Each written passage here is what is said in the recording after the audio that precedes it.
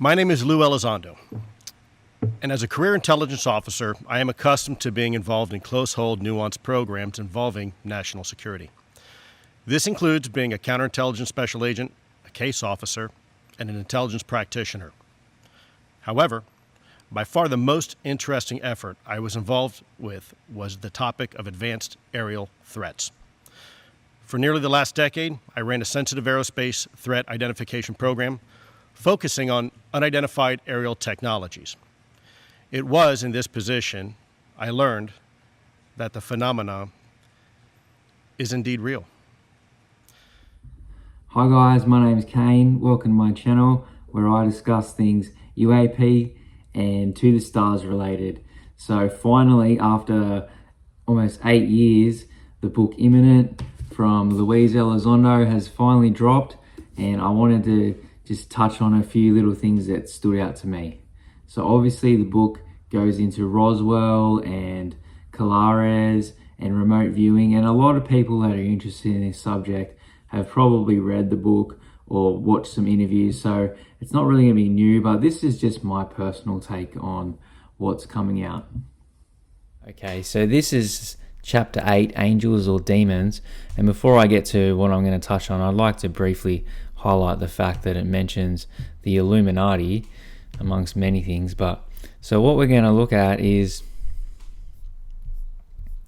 some of the research by Dr. James Lukatsky, who I find fascinating in his thoughts. But here he goes. It says, Jim refused to lose focus on the overall scope of ORSAP/ATIP, and he felt it was all interrelated.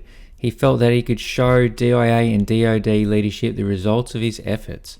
The only problem, the briefing Jim wanted to share with leadership included words like archangels, angels, demons, and spiritual realm, a bridge or two too far for most. Lou, it's the truth, Jim said, his voice sounding increasingly frustrated. What's wrong with telling the truth? So basically, like, this book put out by Luis Elizondo and signed off by the DoD for release is saying that the truth involves archangels, angels, demons, and the spiritual realm. So I found that pretty heavy when I got to it, but also exciting, I guess. Heavy and exciting. That's how I'd summarize it. So archangels, angels, demons, and the spiritual realm are apparently real according to the research by Dr. James Lukatsky, and Lou has put it out in his book, and he wouldn't have put it out if he didn't think it was real. So something else that I found a little bit confronting was the chapter on implants and abductions. I won't read a quote, but I'd like to just play a little clip on the News Nation interview and have a picture so people can see it. This photo, he says, shows one of those interesting things. It's allegedly a biological sample removed from a US service member and submitted for analysis. This is possibly an alien implant. Well, if you look, there's actually a piece of the chip sticking out and what appears to be these fibers that were moving on their own. And then it looks like this chip or whatever this is, this foreign object, is encapsulated by some sort of biological material. Could that not be something biological, microbiological, or parasitic? Well, it's certainly, the outside looks like it's some sort of masking device. In essence, you have a foreign object, which it's a metallic object in there, and it seems to be encapsulated by some sort of biological material. But how do you know it's not just a bit of metal that somebody's knocked into on a building site? Well, in this particular case, this was moving on its own. It was actually had its own metabolic activity, and it terrified one of the doctors who was looking at this under a microscope. Said they didn't want to see this again.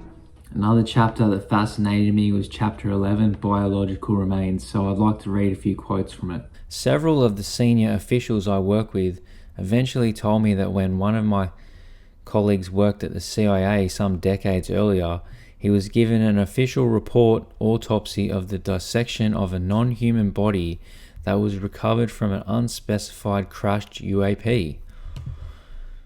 The report stated that the brain had no convolutions. Rather, what was described was a smooth surface similar to lower functioning animals here on Earth. It also described a conjoined gut and liver and a 3-chambered heart like reptiles. Some people are like crying out for disclosure when you've got people like Luis Elizondo putting this out in their books, and I don't think that that's something that's going to be featured on the news heavily. Like, there's no need to upset people that aren't interested in this subject. So what else we got? Credible sources, including those involved at ATIP, which is, Lou, the department that Lou worked for, and what this book's about, told me the facts from several historic UAP crashes from which non-human bodies were recovered by the US, in addition to Roswell. I didn't want to go into the chapter on Roswell too much, but among the significant early crash retrievals was one deceased non-human body discovered in December 1950 in Mexico, across the Rio Grande from Del Rio, Texas. Again, in 1989, 4 deceased non-humans were also allegedly recovered from a crash of a large Tic Tac in Kazakhstan, Soviet Union. So, that was new to me. I'm not up to date with all the hoo-ha in ufology over the last 70 years. I'm pretty fresh to the topic, about 10 years in, besides my own experiences. Something else I found fascinating, and To the Stars has also touched on this. Some researchers and experiencers have speculated that one species, the so-called Nordic aliens, has created the lesser species called the Greys as their minions to do their dirty work. So this is also featured in Secret Machines Man by To the Stars, and I'd like to read a quote from that too now. This is Secret Machines Man. I'd like to read this passage. A primary school student in Maharashtra reports seeing a white light in the middle of the night, levitation to a kind of craft, being accompanied by 4 to 5 tall, beautiful blonde people, the Nordics obviously, who might have been male or female, dressed in uniforms and who were benevolent and empathetic. He was then introduced to the boss, who was more reptilian in appearance, and then escorted to a surgical theatre where he was operated on by 4 to 6 grey alien-like beings. The subject was also tagged with an implant and then returned to his home. So pretty much the same as what Lou's saying, that these Nordics and Greys are working together. This is the last bit I want to touch on, and this resonated with me personally, because I feel like people in ufology are crying out for disclosure and they're really not able to see the bigger picture that, like, a lot of humans read at the 3rd grade level and are pretty simple. So this is what Lou says in chapter 17 of What Now? He says, I felt hyper alive, overwhelmed and terrified. Only a few people were privy to the fact that humanity could truly be facing an outrageous extinction event of our own making because we're not taking the threat seriously. It was profound. I felt like I was on the surface of the moon.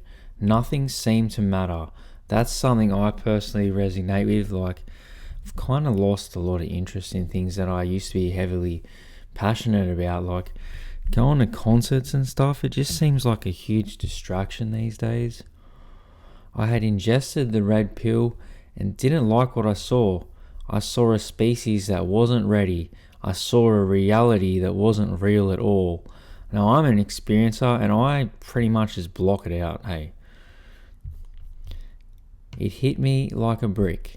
We are such a simple species. We must be told what to do and how to behave because we can't do it for ourselves. And you can only go back to 2020 with COVID and how people behave towards each other, and we weren't really, I don't think that we're prepared to find out that, aliens are abducting people and putting implants in them, and there's Nordics and they created a slave species, the Greys, and all the other stuff that comes with this. Colares, I'd like to make a separate episode on Colares because I think that's really heavy and interesting. But overall, I just think that the subject is very heavy, and a lot of people in ufology, which are the front line of this movement, like, they're pretty immature. So I'd just like to wrap it up with this little clip of Lou. Thanks for watching. What can people do? What should any citizen do? How can they help you? Get involved. Talk to your members of Congress. Ask questions, whether it's around the dinner table or the water cooler. That's what I would encourage people to do. Start asking the hard questions.